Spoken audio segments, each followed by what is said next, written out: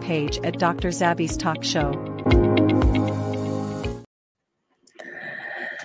Ẹ káàbọ̀ sórí ètò mo kí wa wípé akúbójú ọjọ́ ṣe rí mo kí ẹ̀yin mo kí ẹ̀yin bàbá mo kí ẹ̀gbọ́n mo kí àbúrò èmi ọmọ yín náà ni olólùfẹ́ yín ayé ọpẹ́ yọ sí ọlọ́dọ̀ títí yín náà ní agbára lọ́wọ́ Elédùmarè ayé ọpẹ́ ayọ̀ fún wa lórí ọmọ lórí ìdáwọ́lé wa òun la ayé ọpẹ́ máa fi yọ. Èwo la mú wá fún wa ní ọjọ́ títí òní wípé ká ṣe àgbéyẹ̀wò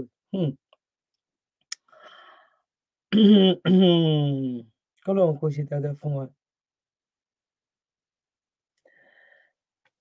Ìlú Nàìjíríà àti ìlú Yorùbá, ilẹ̀ Yorùbá àti ilẹ̀ Biafra ó ti di dandan. Ìgbà díẹ̀ náà ló kù. Èyí tá a fẹ́ gbé wá lọ́jọ́ títí òní. Mo mọ̀ wípé àwọn abiyamọ míì ibi tán bá ti ń wò wọn ò ní mọ̀gbà tó omi ojú tó máa jábọ́ lójú wọn. Gẹ́gẹ́ bí brọ́dà wa kan bí báyìí gan tó nígbà tóun gbọ́ news kan tóun sunkún. Mo rò pé àwọn tán bá wo world media kí n tó ṣe program yìí bóyá ọjọ́ Wednesday tá a máa ń ṣe program. Ájà náà sọ̀rọ̀ kan lórí ayélujára ń bẹ̀. Ájà Queenara wọ́n láwọn sunkún lọ́jọ́ yẹn. A nílùú òyìnbó ò ṣe é gbé, Nàìjíríà ò ṣe é bínú lọ. Ilé ayé ò ṣe é gbé, ọ̀run ò ṣe é bínú lọ. Ẹ wá ní àwọn tó wà nílùú òyìnbó kí ló mú wọn? Nǹkan tó mú wọn pọ̀. Wọ́n lé amúkùn ẹrù ẹwọ́ ó lókè lẹ́ ń wo ẹ̀wò sàlẹ̀. Ẹ pàtẹ́wọ́ fún mi ẹ jọ̀ọ́. Ṣé mo pa òwe yẹn dáadáa? Àtẹ́wọ́. Ẹ jẹ́ kí n rí yes lórí program yẹn. Ẹ jẹ́ kí n rí pé kẹ́ sọ yes. Mo mú yes. Amúkùn ẹrù ẹwọ́. Ẹ bá fẹ́ kọ́ Yorùbá ẹ wá gba fọ́ọ̀mù lọ́wọ́ mi. Ẹ rí tí mo tún fakọ sí. Wọ́n lámùkùn ẹrù ẹwọ́ ó lókè lẹ́ ń wo ẹ̀wò sàlẹ̀. Káràlú òyìnbó tó bá kó 10 sílẹ̀ wàá rí 8 nínú wọn tó máa rí ohun wí. Tó dẹ̀ jẹ́ wípé níwọ̀nba tọmọlúwàbí tọ́lọ́run ṣe gbàdúrà ẹ̀ nílùú òyìnbó tó bá sọ wípé tó bá yẹ pé lé dání. Àwọn bìrìtìkó náà wà náà tán lọ ń ṣiṣẹ́ ní France tó ń ṣiṣẹ́ l'Amẹ́ríkà. Àwọn tó máa padà àwọn tó bá dẹ̀ wù wípé òkè ìgbésí ayé ibẹ̀ ohun àwọn ni. But bìrìtìkó mélòó gangan ló ń travel? Ọmọ Amẹ́ríkà gangan mélòó gangan ló ń travel?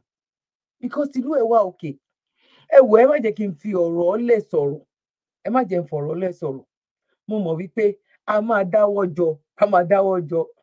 Alẹ́ pé èpè orun àwọn pípù yìí mọ́. Ṣé rí fídíò tí mo kọ́kọ́ fẹ́ gbé wá ìpìrìàmbù ni bọ̀ òun ló ṣe kókó. Ṣé rí tó wá ń bọ̀ lẹ́yìn òun ló so mọ́. Ṣé mọ̀ pé kò sí béèyàn ṣe lè ju nǹkan tán fi ń fọmi nínú kànga tí omi ò ní so mọ́, omi máa so mọ́ tó bá jù sínú ẹ̀. Fídíò yìí òun ló àwọn nǹkan tó kù tó jẹ́ wípé àbóyá ká dáwọ́ jọ alẹ́ pé ò ràn wọ́n mọ́ èpè ń bá ní ká dáwọ́ jọ ṣépè fún wọn. Gbogbo àwọn tó máa ń halẹ̀ àwọn ṣe kinní kan gbogbo àwọn eléyìí ló yẹ kán ti ní kán rìn lọ kán rìn wọ̀gbẹ́. Ẹ má jẹ́ kí n gbà wá ní àkókò. Mo kí wá ikú akúbójú ọjọ́ ṣe rí. Mo kẹ́yìn àwọn ẹ̀yin bàbá ẹ̀gbọ́n àti àbúrò àti ẹ̀yin ẹlẹgbẹ́ mi. Now ibo ni mo ti sọ bí tá a máa ti bẹ̀rẹ̀ kò sọ̀rọ̀ ìpè bó la ti fẹ́ bẹ̀rẹ̀ ń bẹ nínú ọ̀rọ̀. Kò sọ̀rọ̀ ìpè bó la ti fẹ́ bẹ̀rẹ̀ àti mọ bí tá a ti fẹ́ bẹ̀rẹ̀. Now let's go. For 5 years. Very warm welcome to Newsnight, distinguished Senator Abu. Now, 5 years in the Senate and the issue of remuneration, in fact, since the advent of democracy in 1999, is still ongoing. Nigerians wonder, why would their representative, be earning millions of naira monthly? You want to confirm or deny that?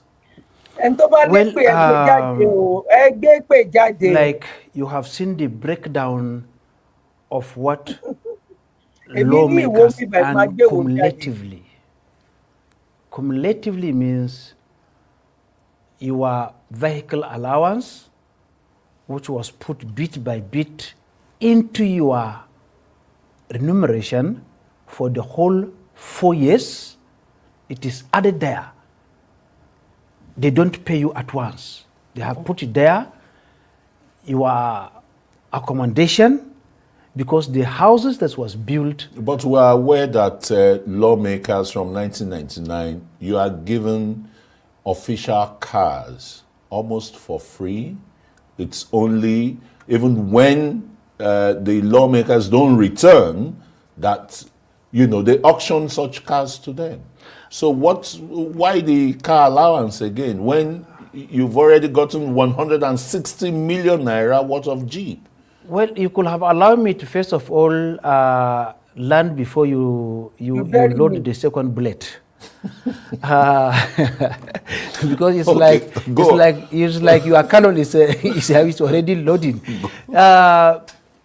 Cumulatively, when I was in the Senate, cumulatively all the allowances put together was 14.4 million naira per month. Okay.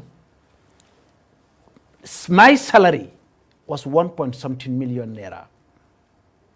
You have wardrobe allowances, you have your vehicle allowances, you have other allowances put together.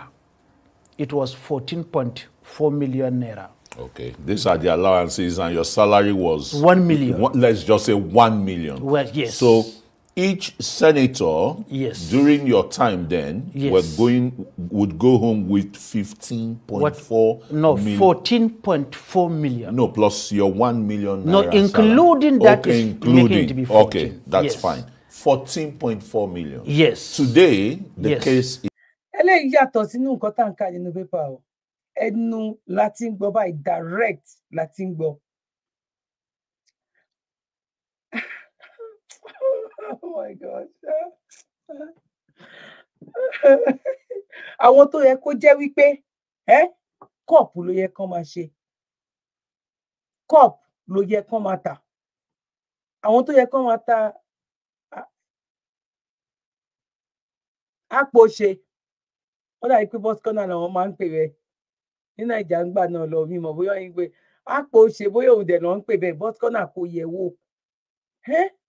Nǹkan tó ṣẹlẹ̀ pẹ̀lú àwọn amósù nìyẹn o. Àwọn ẹni tó jẹ́ wípé kí ni sáfítíkẹ̀tì tó wà lọ́wọ́ àwọn pípù yìí ẹ gbà wá, ẹ rà wá kalẹ̀. Eléyìí tó jẹ́ pé kò yàtọ̀ sẹ́ni tó yẹ kó máa da màálù kó máa da ẹran. Tẹ́ bá gbọ́ òyìnbó ẹnu ẹ̀.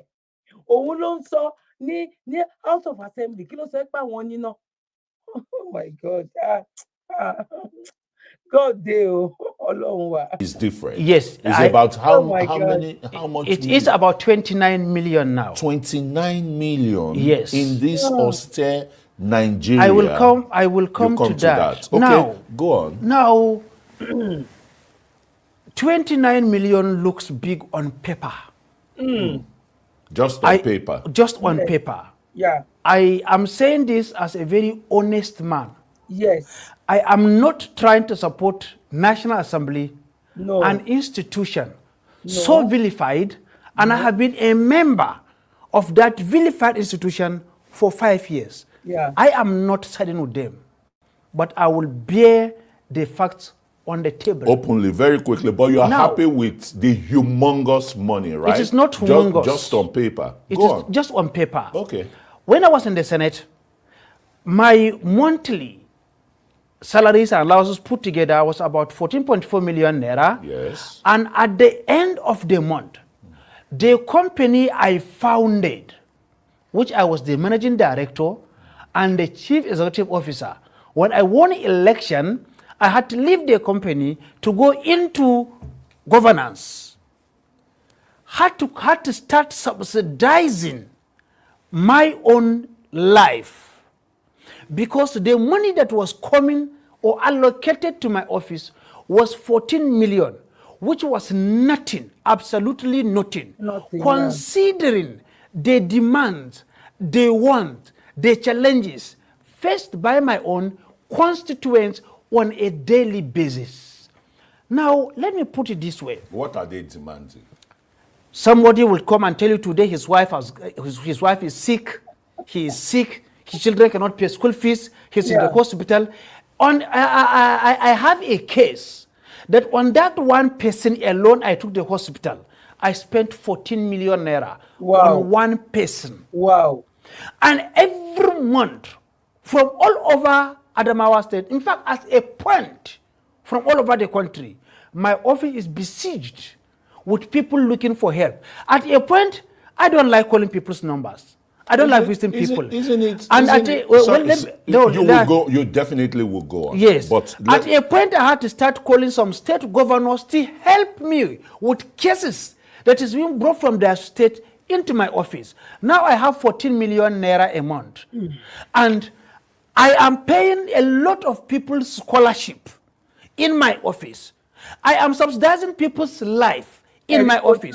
While a state governor in this country is going home to over 700 million naira security vote every single month, minimum.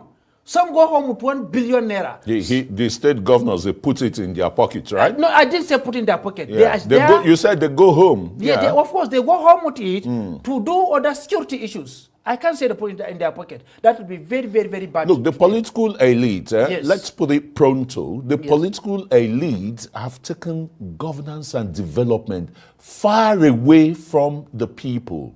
In other democracies, let's take some of the older democracies like the US. Where do you see the constituents besieging their senators or their House of Representative members to beg for money that they cannot pay school fees and the rest? And so therefore, the legislators will now overbloat their salaries. Bless you. Governance and development have been taken far away from the Nigerian people. I agree with you. Mr. Chris, I agree with you. Governance has been taken far away from the people. And that is where local government administration have to come to the fore. Before now, local governments were getting so much money. They were given contracts at the local government level. Before now, Before now. Yeah, they were doing very well. Chairman was a big man. He can give contract for construction of primary school, culvert, small art road, art dams, and the rest of it. Today, the governors have hijacked the local government system through a devilish thing called JAC, that's joint account. Being that today there is no election in the local government. Okay, let's quickly leave the local government issue because Nigerians are really, I know. Nigerians are really, your duty is to legislate for the good governance of this country. And you're trying to justify today's salary of each legislator, 29 million naira. In the face of the asphyxiation Nigerians are going through, sorry, it looks as if I'm beginning to raise my voice. I'm only just, I'm just talking for the mic. There's no mic. I'm just talking for the Nigerians.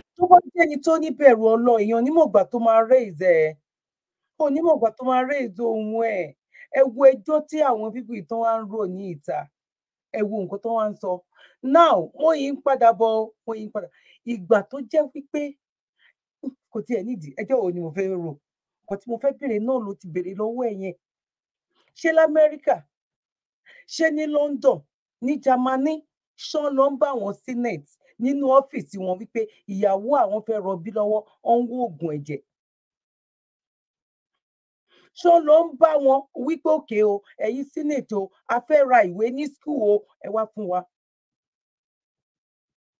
Tó bá pín yẹn kò lè rọgbọ wọn Nàìjíríà how market bọ́n pín kí Tinubu kúrò ńbẹ̀ kán tún gbé another tẹ́lómi ìbádébẹ̀ ń sẹ̀ wọ́n tún máa fi máa yin Tinubu ní pé ìgbà Tinubu 1,500 là ń repo torí ìmàdé 1,500 èpè kọ 1,500 òun là ń repo ẹgbàá wá o ó ti di 2,500 bó ṣe máa wà nìyẹn.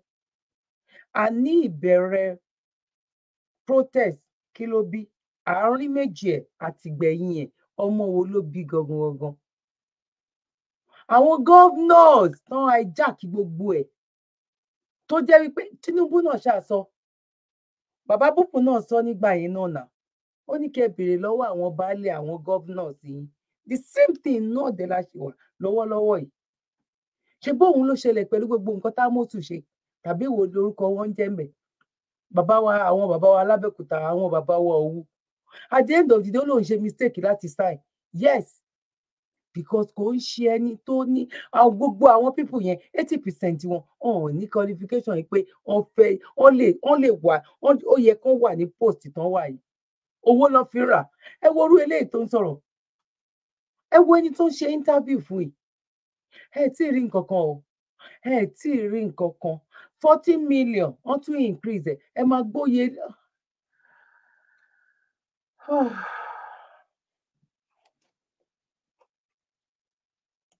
Young people, yes. Really 29. How justifiable is this in today's Nigerian economy with a salary, a minimum wage of 70,000 naira? I think what the National Assembly should do. 30,000 naira lẹ́yìn tí ń gbà yẹn. Àwọn kan dẹ̀ sọ wípé bàbá Bọ́lá Ahmed Tinubu ẹ fi sílẹ̀ náà ẹ jẹ́ kó ṣe nǹkan náà tó bá jẹ́ ni tó fẹ́ ṣe nǹkan. Within 6 months tó bá débẹ̀ ó yẹ kí gbogbo wọn kán sit right káwọn fún ara wọn kán lo belt wọn kán tight belt wọn. Wọ́n ní káràlú tight belt ẹ̀yin ń gbowó wardrobe ẹ̀ ń gbowó paper allowance. Newspaper allowance ta ló ń ka newspaper mọ́ ń sìn ta ló ń ka newspaper mọ́ ìyẹn lè máa mọ̀ ipá àwọn people yìí ẹlẹ́dàá àwọn tó ń kú lójoojúmọ́ sẹ́ tí ò yẹ kíkú yẹn kó pa wọ́n kó mú wọn lọ kò lè jẹ́ kó tó o àyàfi kó má ṣe kí ni tó ní kálukú bá lọ ń lò. Is to create a fund, a particular fund in the office of our legislators who are the representatives of the people to take care of this kind of thing so it will not be lumped into their own salary. Let me say this on a live national television. I am poorer, much poorer as a man when I became a politician than I was before I became a politician. Why didn't you resign and go back to your business? Because I enjoy serving the people. You could still serve them with your company. But now, yes, that is the point, because you will get somebody in that may not be as passionate as I am. Now let me say this today, and go to my village and check this. As a senator, I live in a room and parlor in my village. I never built a house. In my hometown, my local government headquarters, I don't have a house. I live in my friend's house. My friend lecturer gave me a house. I live in it. In my state capital, Yola, I don't have a house. You are exceptional. Now, I am saying this on national television. If anybody in the world can point out a house that I built, I was building a mansion before I became a senator. A 23-bedroom mansion with 9 parlors, with a swimming pool in the heart of Mubi. When I became a senator, I stopped it. I took over carrying people's burden, orphans, the vulnerable people. I took over. Their problem became my own problem. Sometimes when I see them, I weep. The conditions some human beings are living in. And you remember that God put this weight on your back. I cannot budge. But being in government at that national level, yes, you had a state government, because the people you're talking about, yes, your own constituents, for example, from your senatorial district, besieging you for one assistance or the other. Yes. What kind of discussions do you have with the Adamawa State governor when you were in the National Assembly, the governor of Adamawa State, for example? We never had a discussion with my governor, because 3 months when I was elected into office, we fought. 3 months. We came on the same party. 3 months into office. On principle. Now,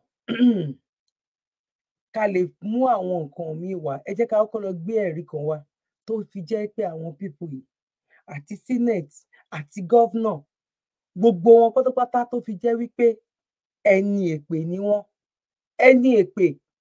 Èwo Nàìjíríà ká ní 90% nírú nǹkan tí mo fẹ́ gbé wá ibi tó ti ń ṣẹlẹ̀ nílẹ̀ Nàìjíríà ní èní tó mọ́. Tí Rẹ̀mí Tinubu tó bọ́ta tó ń sọ fún wa pé àwọn ti lówó wọn lọ́wọ́. Now, let's go.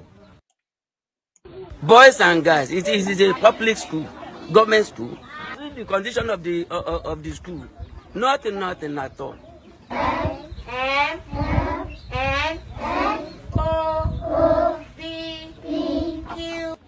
My name is Mr. Ifeyomi Gio, the head teacher of community primary school in Lupiju. Okay, I was transferred down here just last year, but when I came, the condition I made the school is not okay. There is no any infrastructure in the school. Likewise, the teachers. I met just only 2 teachers together with my assistants. With the help of the parents, they manage this one for the learners to read, to learn. Okay, when the rain comes now, we cannot be able to use this place. The learners and the teachers, we shall gather ourselves here in this place. So I am fed of the school. I don't know how to manage the school. Or X.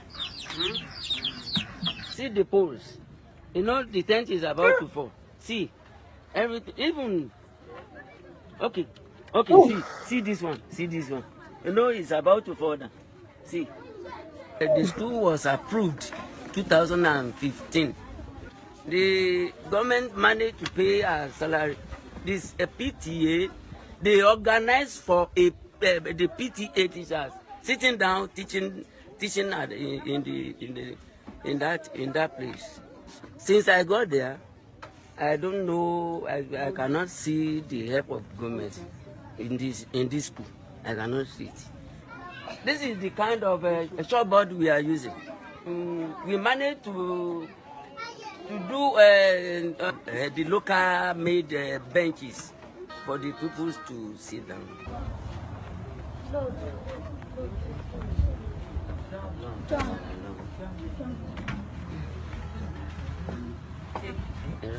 This is my office. This is where I stay. My assistant 2 is here. Is here with me. They see the condition of the floor, the flooring.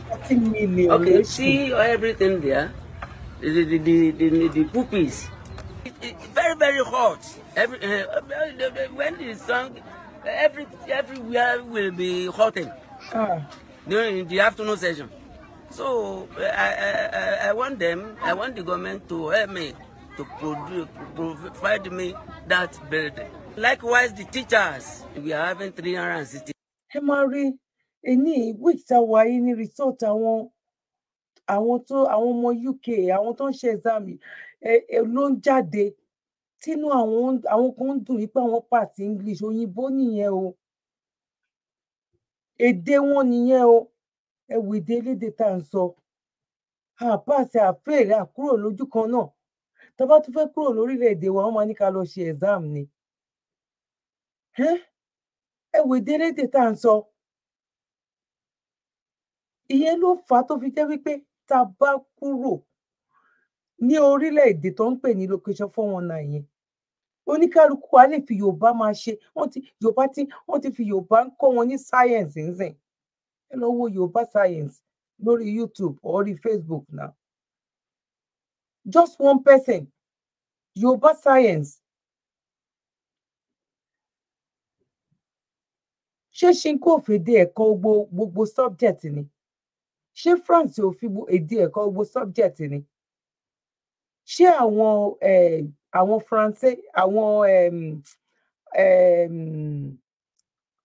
bóyá Italy àti bẹ́ẹ̀ bẹ́ẹ̀ lọ ṣọ́n lo èdè wọn ni èdè gbogbo nǹkan tó ń mú wá fún wa wọn ò gbà lọ́wọ́ wa gan òyìnbó tó ń mú wá fún wa wọn ò gbà lọ́wọ́ wa ẹ wo orú àwọn ọmọ yìí báwo náà ẹ fẹ́ ṣàṣeyọrí nínú àwọn ọmọ yẹn bọ́n ṣe wà ń bẹ̀ bóyá bí tí 1% bá ṣàṣeyọrí ẹ má kánjú o mo yìí máa gbé nínú àwọn ọmọ yẹn nǹkan tán padà máa lọ dà wọ́n wà ń bíbà máa tó gbélé kúrò báyìí. 3 learners in the school starting from KG class then KG primary 1 pupils then primary, followed by primary 2, followed by primary 3, 4, 5, and 6.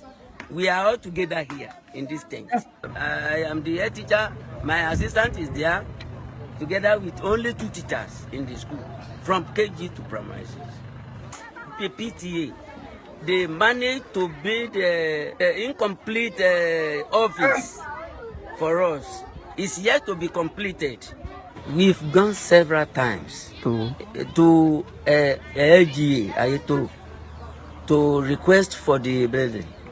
Even my former teacher living here, they went to the Subeb office at Abeokuta requesting for the building. Subeb said we should bring the photograph of the tents. We've sent the photograph several times to them.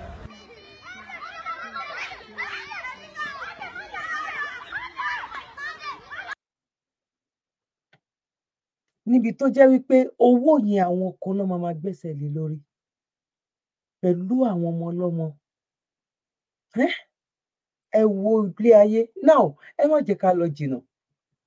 Irú àwọn ọmọ yẹn 80% wọn nǹkan tó máa padà wá máa yà. Ẹ jẹ́ ká tẹ̀síwájú. Àdìbò àjọ ṣe wà. Ó tó di pé mo tẹ̀síwájú, mo dúpẹ́ lọ́wọ́ bóyá bàbá mi ni bóyá ìyá mi ni tó ń send fídíò tí mo ẹ̀ṣẹ̀ lò tán yẹn tó ń send ẹ̀ sí mi. Mo dúpẹ́ lọ́wọ́ yín, mo appreciate yín. God bless you ma, or God bless you sir.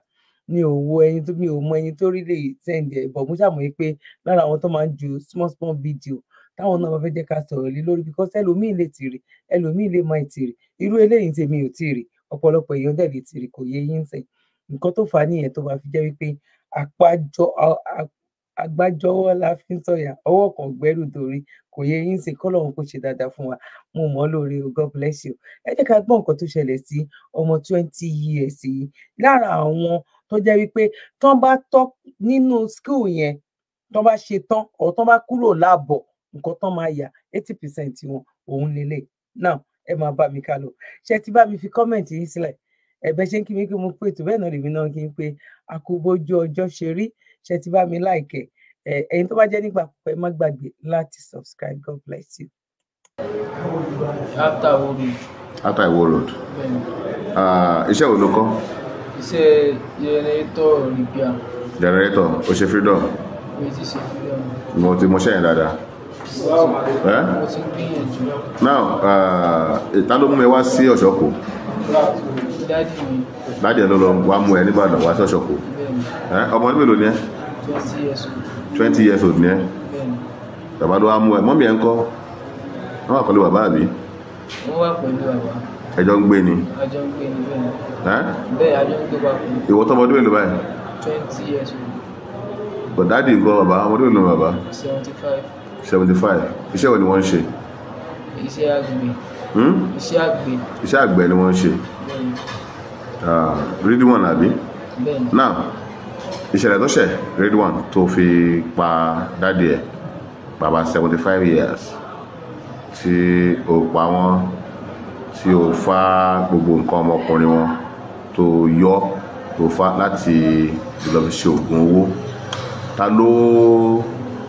ló tọ́ ẹ sọ́nà pé tí wọ́n bá pa àgbàlagbà, pàápàá bàbá èèyàn, tí wọ́n bá fá nǹkan ọmọkùnrin ẹ̀, tí wọ́n bá fá okó àtẹ̀pọ̀n ẹ̀, pé yóò padà di owó? Ta ló sọ fún ẹ? Babaláwo ló sọ fún mi. Babaláwo ló sọ fún ẹ? Níbo ló wà? Pé báwo ni ìṣẹ̀lẹ̀ yẹn ṣe ṣẹlẹ̀? Babaláwo yẹn ń bo ló wà tó sọ fún ẹ pé kó lọ fá okó wá fá ọgbẹ pé yóò di owó tó bá fi ṣoògùn owó? Ládùpọ̀ ló tún wà? Bẹ́ẹ̀ni. Níbàdàn? Ṣáàdì Ìbàdàn náà ni. Kí ló ní kó yọ lára dádì ẹ tó bá ti pa wọ́n? Ẹkùn àti okó wọn àti ẹkùn wọn ló ní kó yọ pé tó bá ti lè pa wọ́n tó bá fá ọgbẹ wá yóò wà di owó. Báwo ló ṣe pa dádì ẹ? Okùn ni mo fi fún wọn lọ́rùn. Okùn ni mo fi fún wọn lọ́rùn. Ṣé wọ́n sùn kó tó pa wọ́n ni? Wọ́n sùn. Orí okùn wo ló fi pa wọ́n? Okùn tí a sọ. Okùn ìsàlẹ̀ tí a sọ. Òun ló lọ́pọ̀. Bàbá ò já wọn pariwo wà tó fẹ́ tó ń pa wọn ni. Wọ́n jà. wọ́n jà. Bàbá ìyá òkè àgbà ti dé 75 years àbí? Bẹ́ẹ̀ni. So ìgbà tó ń pa bàbá yẹn ibo ni àwọn mọ́mì ẹ̀ wà bọ́lá àwọn àbúrò ẹ̀ wà? Àwọn òsínlé tí wọ́n lọ sí oko. Mọ́mì ẹ̀ ò sí ilé? Bẹ́ẹ̀ni. Àbúrò ẹ̀ ń kọ́? Àwọn àbúrò mi náà sì lé, àbúrò mi obìnrin kékeré ló wà nílé. Yóò tọ́ ọdún mélòó? Mo tó bí 10 to 11 years. 10 sí 11 years. Òun ò ti tají ìgbà tó ń pa bàbá? Kò tají, ó sùn ní yàrá bómi ti èmi. Ó sùn? Bẹ́ẹ̀ni. Kí ló wá fi yọ kó bàbá tó fi? Ọ̀bẹ ni mo fi yọ. Ọ̀bẹ. Bẹ́ẹ̀ni. Ó fi yọ. Tọ́ ó wá gbé lọ fún babaláwo àbí? Bẹ́ẹ̀ni. Níbo? Mi ti gbé lọ sí ọbọ fún babaláwo torí pé àṣírí tú ọ̀rọ̀ fìgìláńtì bá mú mi. But òun sọ wípé ẹnìkan gbé ọṣẹ fún ẹ, gbé lẹ́yìn tó gbé kó lọ pé wọ́n gbé ọṣẹ fún ẹ wípé orí àwọn owó kan 50,000 100,000 àbí kankan pé orí owó yẹn wá pọ̀ tó wẹ ọṣẹ. Báwo ni ẹ ti jẹ́? Ọṣẹ ọ̀tọ̀ ni tí mo sọ yẹn. Ọṣẹ ọ̀tọ̀ ni tí mo sọ yẹn. Ọṣẹ ìwò nìyẹn? Ọmọ 20 years ó ti ń tó. Ṣé o ti pààyàn kan tẹ́lẹ̀ kó tó ti kó pa bàbá ni? Mi ò pa yẹn. Kí lẹ fi ṣe yẹn? Mi ò mọ nǹkan tí wọ́n fi pẹ̀lú rẹ̀. Ta ló bẹ̀rẹ̀ ṣe ọṣẹ yẹn? Bàbá yẹn náà ni. Bàbá yẹn náà ni ní Lálùpọ̀n? Bẹ́ẹ̀ni. Apá àwọn Lálùpọ̀n wà? Ní ọ̀nà àkọjá olódó tí mo sọ síwájú ìgbẹ́ Lálùpọ̀n wà. Àwọn okó àti ẹpọ̀n bàbá tó wá fáwọn ló wá fi yẹ sí. Ìgbà tí iṣẹ́ já tí mo ìlú gbé ọmọ fi ni àwọn fíjì wá mú un. Ta ló sin òkú bàbá? Mi mọ mo ṣe àwọn mọ̀lẹ́bí náà ni. Àwọn náà sin òkú bàbá. Ṣé ìgbà tí wọ́n sin bàbá wọn ò rí pé wọ́n ti fá okó àtẹ̀pọ̀ wọn lọ níbi lára wọn ni? Mi mọ bí wọ́n padà mọ̀ náà ni. Wọ́n padà mọ̀ pé olùpa wọn? Wọ́n padà mọ̀ náà ni. Wọ́n padà mọ̀ náà ni pé mo fọ́ ọkùnrin. Wọ́n wá fi yẹn bọ̀ láṣìírí àbí kó tó di pé àṣírí wá tú lẹ́yìn ọ̀rẹ́ yìí? Bẹ́ẹ̀ni. Bẹ́ẹ̀ni. Ṣé o ti ń pààyàn rí tẹ́lẹ̀ rí bẹ́ẹ̀ ni? Ó níbì kan tí mo fẹ́ ká gbọ́ ní o. Mi ò tí pààyàn bẹ́ẹ̀ tẹ́lẹ̀ rí. O pààyàn bẹ́ẹ̀ tẹ́lẹ̀ rí? Bẹ́ẹ̀ni. Náà kí ló fẹ́ láti rọ gbọ́ ọmọ Nàìjíríà àtọ̀dọ̀ ìjọba báyìí? Kí ni ìgbà tó fẹ́ báyìí? Nǹkan tí mo fẹ́. Sọ̀rọ̀ sókè. Nǹkan tí mo fẹ́ láti ọ̀dọ̀ ọmọ Nàìjíríà. Àtijọba. Àtijọba tí wọ́n ṣe fún mi. Gbogbo eléyìí tí mo ṣe yìí àṣìṣe ni mi ò lè ṣe bẹ́ẹ̀ mọ́. Kí wọ́n ràn mí lọ́wọ́. Èmi náà mo lè kí n bá rí iṣẹ́ tí mo lè ṣe, èmi náà mo lè máa ṣe. Wọ́n ràn mí lọ́wọ́ kí èmi náà lè gòkè láti ibi bẹ̀. Èmi náà lè ráyè dúró láyé ara mi. Ó ṣe ọ̀pẹ tó máa ràn ẹ́ lọ báyìí tó ní pààyàn mọ̀ oṣù à? Láyé. Kò tó wáyé mọ́ láyé, kò tó wáyé mọ́. Kò sí bẹ́ẹ̀ mọ́ tó bá ràn mí lọ́wọ́. Kí wọ́n ràn ẹ́ lọ kí wọ́n fi ẹ́ sílẹ̀? Tó bá wá ní owó ìran tẹ́lẹ̀ kí ló yẹ fowó yẹn ṣe? Gbé gbọ́ bùkátà wa náà ni. Kò sí nǹkan tó ń bẹ́ẹ̀ sí ìtura náà lọ. Gbé bùkátà. Jíjẹ àti bísínẹ́sì dáhùn sí ni nǹkan náà tí màá dáná lóko. Tọ́ Agbọ́ládé olúwa ṣe olóbùrò of Africa. Ṣé ẹ gbọ́ nǹkan tó sọ? Ó ní láti dá mọ́mí òun lókòwò. Ṣé rí òfin tó ń lò ní Saudi wípé tó bá lọ jí bread ṣébi ló pa á? Ó lọ jí aṣọ ṣé ó ní ìdáṣọ yẹn gangan ni? Kò yé yín sìn. Irú nǹkan tó ń ṣẹlẹ̀ ní Nàìjíríà because tó rí wípé bóyá ó ti bímọ méje bàbá 75 ẹ máa rí kó dàbí pé òun gangan lẹ̀gbọ́n ó lóun ilẹ̀ àbúrò kan 9 or 11 something like that. Now irú àwọn nǹkan yẹn tí àwọn ọmọ yẹn pọ̀ bẹ́ẹ̀ yẹn wọ́n lè jẹ́ bíi méje bẹ́ẹ̀ yẹn at the end of the day ìyá gan ò rí 1,000 fún wọn. Wọ́n wá ń wo gbogbo àwọn Yorùbá fíìmù tó ń sọ pé wọ́n fi kinní kan ṣe wọ́n ṣe kinní kan tó jẹ́ pé àwọn fi ṣe eré lálùdé ni. Àwọn lọ bá àwọn babaláwo kan, babaláriwo làwọn, torí àwọn babaláwo gidi wà, bí pásítọ̀ gidi ṣe wà, bí àáfà gidi ṣe wà, tán tiẹ̀ tó 1% bọ̀ tán wà. Babaláwo gidi ọ̀hún fẹ́ èèyàn bọ̀yàn tàbí ọ̀hún lò èèyàn fún èèyàn, something like that. Bọ̀ àwọn babaláriwo tó jẹ́ pé àwọn náà tẹ́ǹdì ni wọ́n ṣe ń ṣe ti church bẹ́ẹ̀ náà ló ń ṣe ti àwọn aláàfáà, gbogbo ẹ̀ náà ṣe papọ̀ kọ́kàn lè fi cover ojú fún àwọn èèyàn pé babaláwo ni wá, òun ni àwọn yẹn. Ọmọ 20 years old ó pọ̀ bẹ́ẹ̀. Mi ò fẹ́ kí fídíò ipò bó ṣe lè, mi ì tẹ̀ fẹ́ kó wọ 40 minutes. Mo ní fídíò bíi 4 bí báyìí tó yẹ kí n fi máa ṣe ẹ̀rí bọ́ tí n bá ń ba lọ bẹ́ẹ̀ yẹn ó máa gùn. Mi ò dẹ̀ fẹ́ kó you know, because àwọn èèyàn ń sọ pé ẹ má jẹ́ ká lè share sáwọn ẹlòmíì, especially àwọn tó wà ní Nàìjíríà ìgbà tí ò sí data. Ìgbà tí ò sí data wàá rí kọ́mẹ̀ntì míì gan, ẹlòmíì gan máa wí pé ẹ sọ nǹkan tẹ́ fẹ́ sọ náà, please ẹ ti sọ nǹkan tẹ́ fẹ́ sọ. Torí kíni? Data tó jẹ́ pé tó bá lọ nílùú òyìnbó wàá rí free data tó lè lò, pé òkè data free wà bíbá yìí ó tó lè lò. Wọ́n mú gbogbo ẹ̀ di ìnira.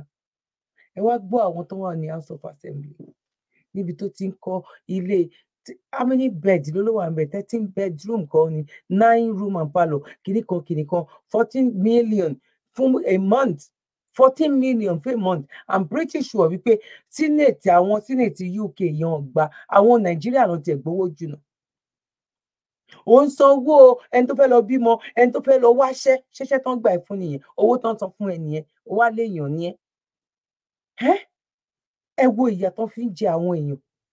Ẹ̀ẹ́dẹ̀ wá sọ fún wọn báwo náà ṣe lè fi ètò sọ́mọ bíbí. Campaign yẹn. Ẹ wo àwọn ọmọ school, ẹ wo àwọn ọmọ tó wà ní school. Báwo ni 70 or 80% àwọn ọmọ tó wà ní irú school yẹn tó hàn ní rí báyìí? Ṣe rí pé àwọn people yìí hàn yàtọ̀ sí a lè fi nǹkan míì, orúkọ míì pè wọ́n, ìkà, ọ̀dájú, ẹni bí, ẹni àánú, ẹni tí ó jẹ́ pé ó mọ̀ wípé kí l'Ọlọ́run fẹ́ fáwọn ṣe. Àwọn àtọlọ́run jọ ń ṣe competition ni. Because táwọn àtọlọ́run ò bá jọ ṣe competition, ìbẹ̀rù Ọlọ́run díẹ̀díẹ̀ àti ẹ̀ máa wà nínú ẹ̀.